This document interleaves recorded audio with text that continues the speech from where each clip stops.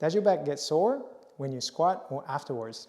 And by the end of this video, you will learn how to differentiate hip movement from the back movement and to reduce strain and stress to your low back.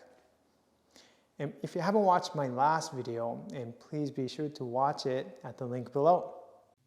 If you want to learn how to retrain your body and then movement safely and then effectively and then move better, subscribe to my channel and hit the bell to be notified when I post a new video every week.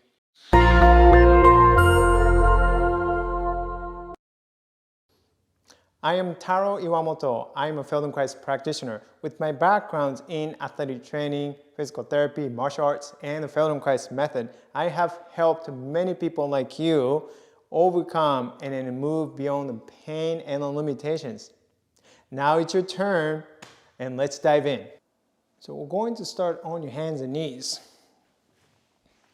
So hands and knees with the hands shoulder width apart, the knees and hip width apart. And your hands under your shoulders and your knees under your hips, so they're not too far out or too close. So they're about 90-90 positions. So from there, the first, just a quick exercise is doing the cat and cow movement, rounding your spine and then you're arching your spine. Just a few times, and use these movements not for strengthening or not for stretching, but using this exercise and movement to find a neutral, or where the spine is neither arched nor rounded. And if you can't really feel that very well, and you can, if you have a broomstick or dowel, and you can place it on your back, and so that you can feel the shape of your spine. Then it does not have to be perfectly straight, but approximate that neutral positions. So I'm going to use that cat and cow movements and find my middle, neutral. And once you find your middle, and stay there and keep it there.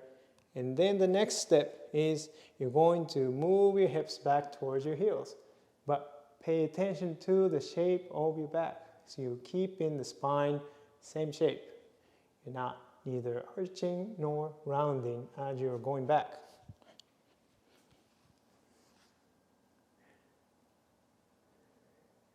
So you rock back, move your hips back towards the heels, and come back to the hands and knees positions. And getting used to this is really more for the awareness. And you are paying attention. So you're not just doing for the repetitions, you are really paying attention to the spine, the shape of your spine, and the movement of the hips. And as you're doing that movement, and be sure that you are keeping your spine as it is in the same shape, no change.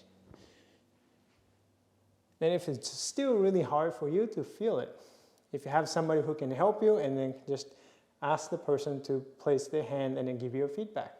If not, you can use a broomstick with some kind of feedback, or you can also use the mirror as a visual feedback. Now once you get used to that movement, and so basically if you're not moving from the spine, then you must be moving from the hips. So it's all the movements coming from the hips, right? And you're getting into this position. Oh, by the way, if you cannot sit on your heels like this, it's okay. You can just place the pillows or the cushions between the heels and your buttock, so that does not cause too much discomfort on your knees or the ankles. So once you get these positions, and then move your hands just to the knees, just by the knees, and leave it there. And from here, so you're still maintaining that neutral spine. And from here, and begin to take your hands away from the floor. Take your hands away from the floor. And then bring your torso to vertical, like so. And do it very slowly, and then pay attention. I would like you to notice how you initiate the movement. Where do you initiate the movement from? As you are beginning to take your hands away from the floor. and to bring your torso upright. And very often, from my experience, and people initiate the movement from the back extensors, which is here. And if that's the case, when you do the movement slowly, and then you feel immediately that strain and effort in your back. Like so. And if that's the strategy, and then that's how you actually do the squats. When you are getting down and then getting out of the squats, you initiate the movement from the extensors of your back, more so than your hips. And this is why the squats can be straining for your low back after you do it for a few times, because you are mostly initiating the movement from your low back, more so than your hips. And let me ask you one more thing here. Why don't you lift your arms up and then just leave your arms up in the air and then stay there. And where do you feel the strain? And does it take a lot of effort to stay in that position? Do you feel a lot of work in your low back? That means you are using your low back to support that weight. And so how can you use your hips instead of your back? Right, so it's very simple actually. So stay in that position and keeping your spine neutral without changing the shape of your spine. And you pay attention to your knees. Right? And you're going to very lightly and begin to push your knees into the ground. Push your knees into the ground and allow your weight in your body to come up. So basically by moving, pushing your knees down into the ground, and that will push yourself away and move yourself away from the ground. There. Do it again. Here.